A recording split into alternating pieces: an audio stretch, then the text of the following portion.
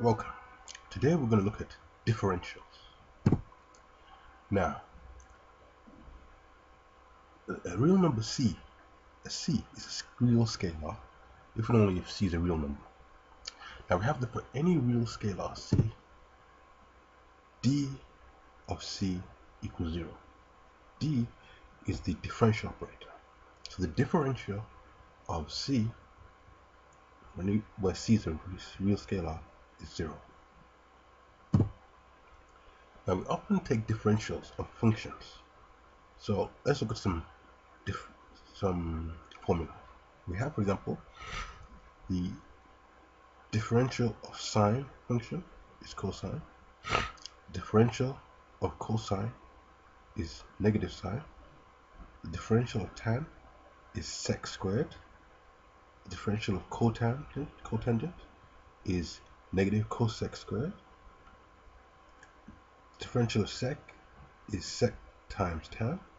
The differential of cosec is negative cosec times cotangent. Now, what I found to remember these is, first of all, that the differential of all the whether it's cosine, cotangent, cosec, will always be negative. Can you see? Cosine is negative, negative, negative. And the other thing I've noticed is, particularly with these last ones, can you see that you have differential of sec is sec times tan. You have here sec and tan. And you have differential cosec is negative cosec times cotan, and you have cosec times cotan. So that's perhaps a way to aid your memory for remembering these ones. We can also have differentials of hyperbolic trig functions. So the differential of hyperbolic sine is hyperbolic cosine, and again we have differential of cosine hyperbolic is sine hyperbolic sine. You can see these look a lot like the differentials of normal trig functions. Yeah, just with basically with an h. The only difference, of course, is notice that here the differential of hyperbolic sec is negative, and that the differential of cosine is not negative sine. Negative differential of hyperbolic cosine is not negative sine, just positive sine. But other than that, it's very similar to these ones. Okay. Now, what I want to look at now is the differential of an application. Here we have x applied to y. Often x is a function, and you're applying it to argument y. I would say the differential of x of y is equal to the differential of x applied to y multiplied by the differential of y. Now, let's look at this in action. We have here the inverse trig functions. Oh, okay, there's a mistake on this one. That should just be differential of inverse sine. So forget that. I'm going to go there. The differential of inverse sine is a function that, given its argument x, gives you 1 over the square root of 1 minus x squared. Differential of the inverse cosine function is a function that, given x, gives you 1 over negative root over 1 minus x squared. And I'm sure you can see the pattern. Differential of inverse tan is x, because the function given x gives you 1 plus x squared. That's the differential of inverse cotan gives you a function that given x gives 1 over 1 plus x squared. And again here, differential of sec gives you a function that gives you 1 over absolute value of x times square root of x squared minus 1. And the differential of inverse cosec gives a function x given x gives you 1 over negative absolute value of x squared minus 1. So you can see the patterns between different, but you know, it is a bit to have to say, okay, this notation, you have to say, well, we have a function. When we differentiate, for example, inverse sec, get a function that does this. But often we want to differentiate expressions where we have applied an inverse trig function to something, and this law that we just learned helps us to do that. So let's take a look.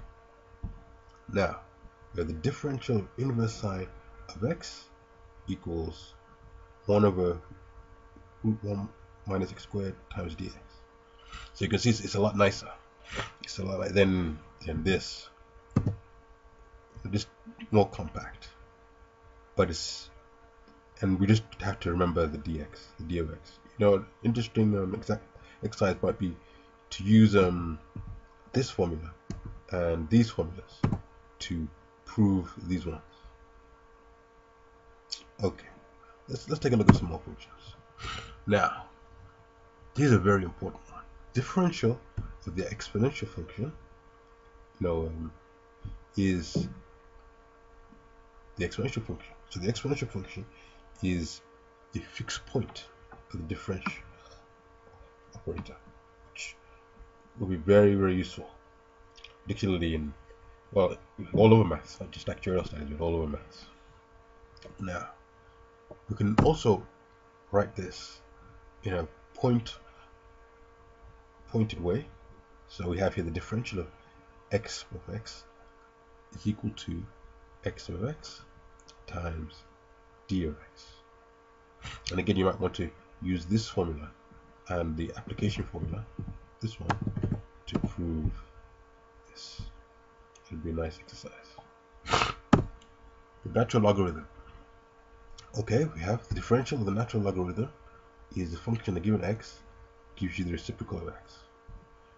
I can also express this when we have applied exponential function to the value. So the differential of ln of x is equal to 1 over x times dx times d of x. Okay. Now, let's look at some general manipulations. First of all, we have the differential of a sum. We have the differential of x plus y is equal to differential of x plus the differential of y. So the differential operator distributes very nicely over addition. So if you're given a sum, you can just find the differential of the components of the sum and then add it together. Product. The product is a little more interesting. The differential of x multiplied by y is equal to the differential of x times y plus x times the differential of y. And a special case of this is when x is a constant. Then the differential of c times x, where c is a scalar, is equal to c times d of x. You might want to prove this. It's very straightforward. Now, next, polynomials and exponentials. Now, the differential of a polynomial x to the c, so here c, remember, is a scalar. The differential of x to the power of c scalar is equal to c times x to the power of c minus 1 times dx. So notice what we have here. It's like we bring this one down and then we subtract 1 from the top and then multiply by dx. When we have an exponential, so this is a scalar to the power of x, that's equal to ln of c times c to the x times d of x. So this one, we just take the natural logarithm of the base multiplied by c of x again, and then multiply it by dx. That's also useful to see the point-free versions of these. So here we have the function that raises its argument to the value to the scalar c, and we can see that the differential of this is equal to c times the function that will raise its argument to the power of c minus 1. Now notice that this here c is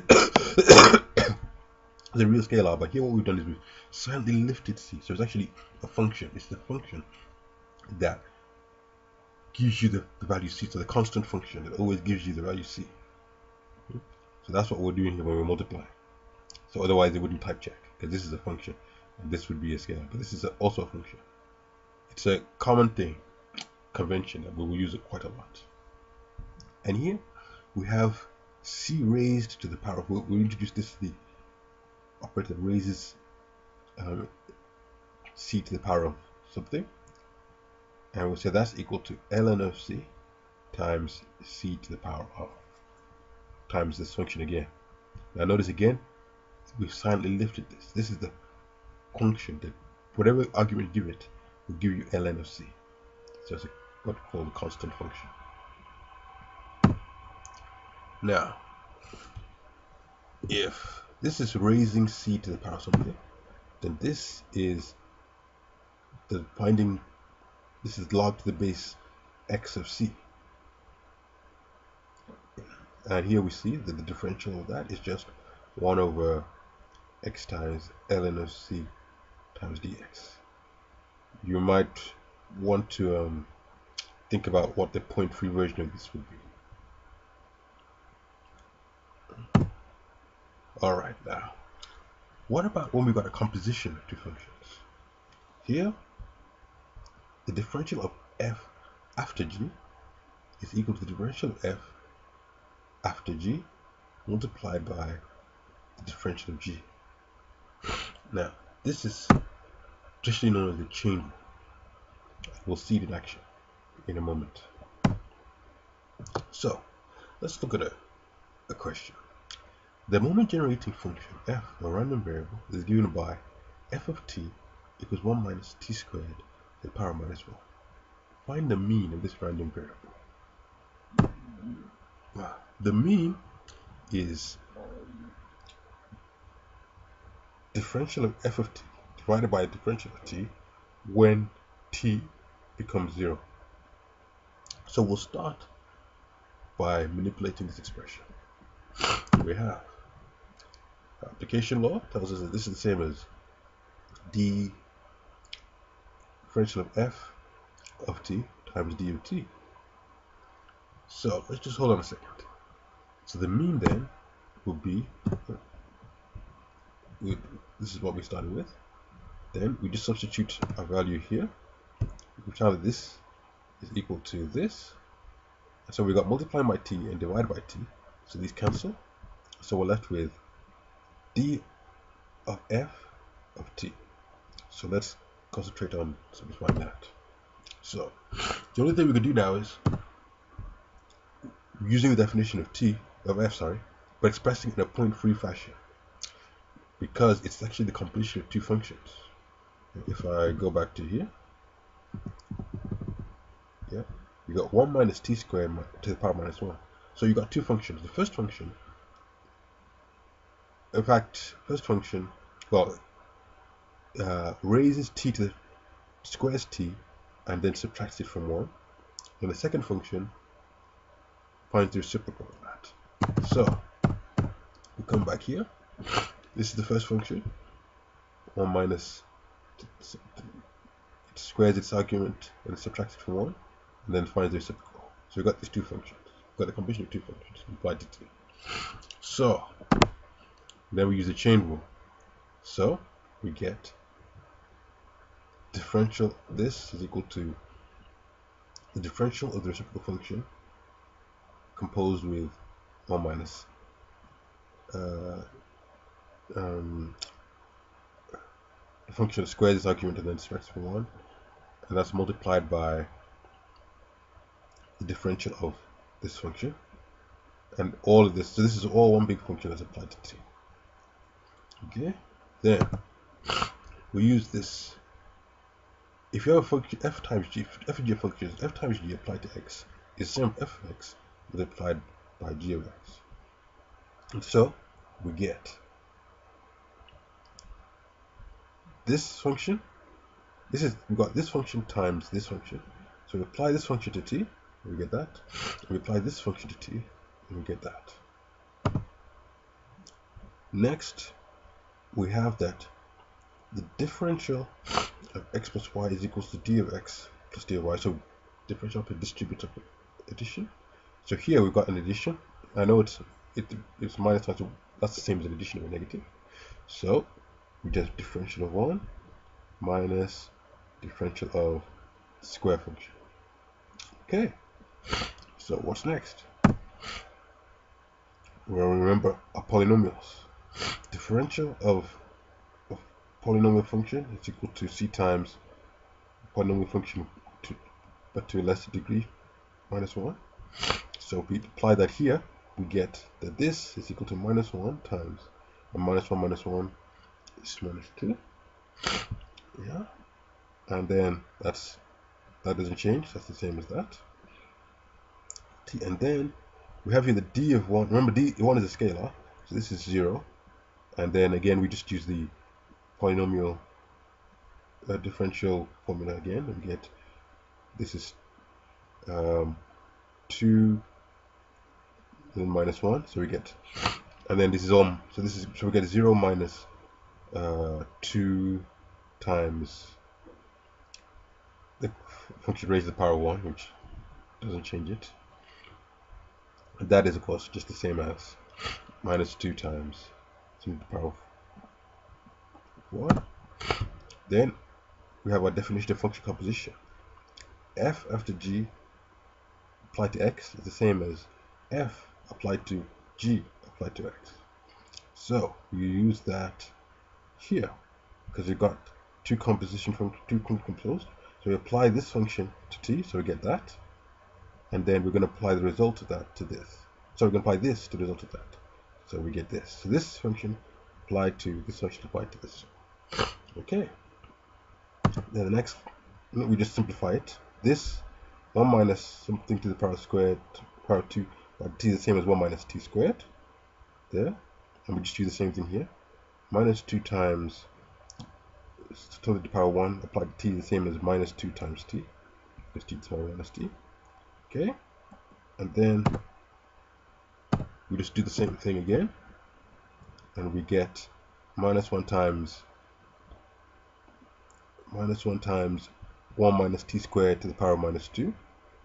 So of course minus 1 times this is just minus that, times minus 2 times t. Then we use arithmetic. We've got minus 1 times minus 1, so that's just positive. So we have 1 minus t squared to the power of minus 2 times 2 times t. Okay, so that is our differential. So the differential of 1 minus, if we go back, so the differential of 1 minus t squared to the power of minus 1 is 1 minus t squared to the minus 2 times 2t. Once you get the hang of these things, you can do these things very quickly. Okay, so now we can calculate this. Actually, it should be the other way around, but don't worry about that. What we want to calculate is t, what this is when t is equal to 0. Okay, that dt shouldn't be there, so that's because remember we got rid of it earlier. So we have then, we substitute t equals 0, we get 1 minus 0 squared to the power of minus 2 times 2 times 0, which is 0. So the mean is 0.